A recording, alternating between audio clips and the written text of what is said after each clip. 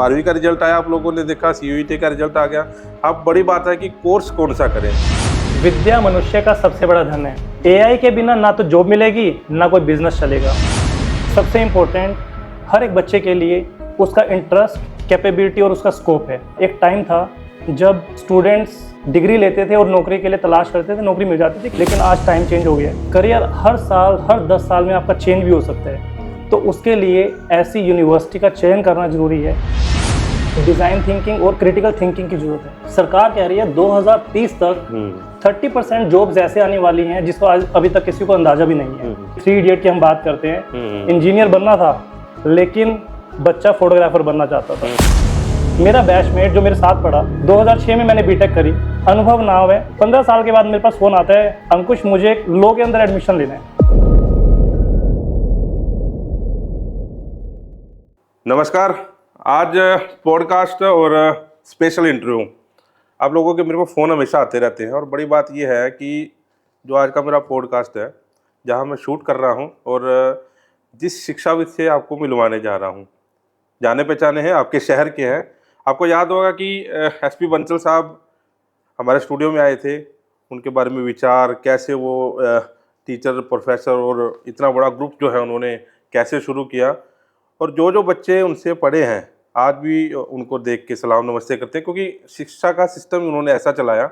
और आज मैं उनके पुत्र के पास हूँ। अंकुश बंसल जी हमारे साथ हैं। बंसल साहब कैसे हैं? बहुत बढ़िया। बंसल साहब का इंट्रोडक्शन तो वैसे ज़रूरी नहीं है, लेकिन जो बच्चे नए हैं या जो गार्जियन नए हैं उनको बता दूं मैं। पानीपत में गीता यूनिवर्सिटी है, आप लोगों को पता होगा, देख भी रहे हैं, सारी जगह ऐड भी उनकी देख रहे हैं। मैंने उनको इसलिए चुना क्योंकि एक तो इनके पिताजी जो हैं शिक्षाविद रहे हैं, आप लोगों को पता होगा। एक खुद जो है ये यूनिवर्सिटी चला रहे हैं। और मेरे अंदर जो जिज्ञासा थी या आप लोग जो क्वेश्चन पूछना चाह रहे थे, तो आज मेरा विजिट इसलिए था। मैं खुद आया हूँ चल के यहाँ पर, अंकुश बंसल जी से समय लिया कि जो क्वेश्चन आप लोग जानना चाह रहे हो, इवन दैट जो मेरे भी परिवार में है वो भी कई बार मेरे से डिस्कस करते हैं कि बच्चा जो है +2 क्लियर कर गया, अब कहाँ लेके जाए उसको, कौन सा कोर्स सिखाए। अब मैं बता नहीं सकता उसको, कौन बताएगा? जो ट्रेन है या जो शिक्षाविद हैं या इस फील्ड में है। तो मेरे साथ अंकुश बंसल जी हैं, क्योंकि 12वीं का रिजल्ट आया, आप लोगों ने देखा, CUET का रिजल्ट आ गया। अब बड़ी बात है कि कोर्स कौन सा करें, यानी कि ये बताएं कि बच्चे को किस कोर्स में जाना चाहिए। पहला क्वेश्चन है मेरा ये। धन्यवाद कुलवंत जी। और मैं सबसे पहले तो पूरे पानीपत वासियों को धन्यवाद करना चाहूँगा कि आपके थ्रू आपने मुझे चुना, उनके थ्रू। और उससे पहले मैं धन्यवाद करना चाहूँगा अपने फादर का। जैसा कि आपने जिक्र किया, मेरे फादर एक शिक्षाविद हैं और उन्होंने अपना पूरा जीवन शिक्षा में लगा दिया। और जब से मैं पैदा हुआ हूँ, मैंने अपने घर में शिक्षा का ही माहौल देखा है। तो मुझे लगता है कि हमारे ब्लड के अंदर भी शिक्षा है। तो मैं उस शिक्षा को अच्छे से भली भांति जानता हूँ और मुझे बड़ी खुशी हो रही है कि आज मेरे फादर को उसी पहचान के साथ जानते हैं जिन्होंने पूरी सोसाइटी के अंदर कंट्रीब्यूट किया। और आज आपने मुझे चुना इस चीज़ के लिए, मुझे बड़ी खुशी है। और जैसा कि आपने बताया कि एजुकेशन के लिए आज हर एक बच्चा कंफ्यूज है कि वो करियर क्या चुने। तो करियर के लिए सबसे इम्पोर्टेंट हर एक बच्चे के लिए उसका इंटरेस्ट, कैपेबिलिटी और उसका स्कोप है। सबसे पहले देखने की ज़रूरत ये है कि बच्चे आज भेड़ चाल में लगे हुए हैं कि मेरे चाचा के भाई ने, मेरे भतीजे ने, मेरे पड़ोसी ने ये कोर्स किया और वो ऐसा बन गया तो मैं भी वैसा जाऊं। लेकिन वो अपनी इंटरेस्ट को पहचान नहीं पा रहे। इंटरेस्ट को उसने पहचान लिया, लेकिन हो सकता है उसकी कैपेबिलिटी उस तरह की ना हो। अगर उसकी कैपेबिलिटी भी है, अब वो ये नहीं समझ पा रहा कि मेरा इंटरेस्ट और कैपेबिलिटी तो ठीक है, क्या उसका मार्केट में स्कोप भी है या नहीं है। तो इन सभी चीज़ों को मद्देनजर रखते हुए एक कोर्स का चयन करना बहुत ज़रूरी है, एक अच्छे कोर्स का चयन करना। और कोर्स सिर्फ एक नाम है, सबसे इम्पोर्टेंट उसको चुनना, सही मायने में चुनना, वो एक सबसे बड़ा महत्व रखता है। और उसको चुनने के लिए क्या जो उसका इंटरेस्ट, कैपेबिलिटी और जो स्कोप है वो यूनिवर्सिटी उसको फुलफिल कर पा रही है, वो एक बहुत बड़ा रोल प्ले करती है। और मैं आपको बताना चाहूँगा, एक टाइम था जब स्टूडेंट्स डिग्री लेते थे और नौकरी के लिए तलाश करते थे, नौकरी मिल जाती थी क्योंकि उसके बेसिस पे डिग्री होनी चाहिए थी, नौकरी मिल गई। लेकिन आज टाइम चेंज हो गया है। आज अगर आपका इंटरेस्ट भी है और आपका कैपेबिलिटी भी है, आपका interest, capability time to time change भी हो रहा है। आप 10 साल पहले आपका इंटरेस्ट हो सकता है कुछ और होगा, और आज की डेट में आपका इंटरेस्ट कुछ और है, तो आने वाला टाइम मुझे ऐसा लगता है कि एक इंटरेस्ट और कैपेबिलिटी पे चलने वाला नहीं है। करियर का चुनाव की जिसकी आप बात कर रहे हैं, करियर हर साल हर 10 साल में आपका चेंज भी हो सकता है। तो उसके लिए ऐसी यूनिवर्सिटी का चयन करना जरूरी है जो आपको इस कैपेबल बनाए कि आज आपका जो इंटरेस्ट है आप उसके अकॉर्डिंगली नौकरी करें, और कल को जिसका स्कोप खत्म हो गया और उसका दूसरी चीज का स्कोप आ गया तो आप उसके लिए भी रेडी हो जाए। हाँ हाँ बिल्कुल। तो उसके लिए आपको काम करने की जरूरत है।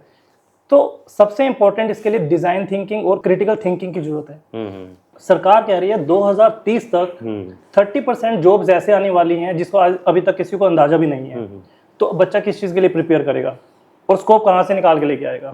तो उसके लिए सबसे इंपॉर्टेंट बच्चे को क्रिटिकली सोचना और उसको डिजाइन थिंकिंग के बारे में सोचना है कि किसी भी सिचुएशन में अगर वो ऐसा फंस जाता है तो वो वहां से कैसे निकले, उस थॉट को डेवलप करना है। तो ऐसे इंस्टीट्यूशन का चुनाव करना बड़ा जरूरी है अपार्ट फ्रॉम कोर्स, कि क्या वो उस 2030 की जॉब के लिए उसको रेडी कर रहे हैं। क्या पता वो 2030 के लिए उसको तैयारी करनी पड़े और वो उसी का पार्ट बने जो 30% जॉब अवेलेबल नहीं है और उसकी अपॉर्चुनिटी बहुत ज़्यादा हो। उसके साथ साथ मुझे ऐसा लगता है कि आप अपना जो इंटरेस्ट है उसके साथ साथ अपने पैशन को फॉलो करें। ऐसी यूनिवर्सिटी का चयन करना बड़ा जरूरी है।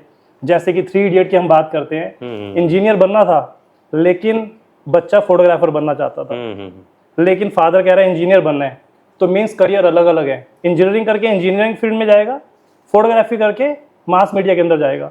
तो करियर चेंज हो सकता है 10 साल के बाद। मैं एक बड़ा लाइव एग्जांपल देता हूँ। मेरा बैचमेट जो मेरे साथ पढ़ा, 2006 में मैंने बीटेक करी, अनुभव नाम है, और उसने मेरे साथ बीटेक करी और 15 साल आईटी इंडस्ट्री के अंदर काम किया। 15 साल के बाद मेरे पास फोन आता है, अंकुश मुझे लॉ के अंदर एडमिशन लेना है। मैंने कहा 15 साल के बाद लॉ में एडमिशन क्यों लेना है, you are working very good. कहता नहीं यार, I am tired in this job. कहता है इतना टायरिंग जॉब है, मेरे को इसमें इंटरेस्ट नहीं आ रहा। मेरा शुरू से इंटरेस्ट लॉ में था, मैंने इंजीनियरिंग में एडमिशन ले लिया बट मैंने करनी लॉ थी। कैन यू बिलीव, उसने 15 साल के बाद गीता इंस्टीट्यूट ऑफ लॉ से लॉ करी, गन्नौर का स्टूडेंट है, उसकी सिस्टर लॉयर है, उसके फादर लॉयर है, और आज वो एडवोकेसी कर रहा है। तो क्या पता कि किस टाइम पे आपको किस डोमेन में जाना पड़ जाए। पहले टाइम ऐसा था कि जब आप अपने करियर की अलग अलग डायरेक्शन में मूव नहीं कर सकते थे। आपने अगर इंजीनियरिंग करी तो इंजीनियरिंग में ही आपको अपॉर्चुनिटी मिलेगी, but the time has change now. आप अगर आज इंजीनियरिंग कर रहे हैं तो साथ में अपने पैशन को, फोटोग्राफी है या आपको लॉ पढ़ना है, आपको क्रिकेट खेलना है, जो भी आप जिसमें इंटरेस्ट करना चाहते हो तो उसको साथ अपने करियर का हिस्सा बना सकते हो।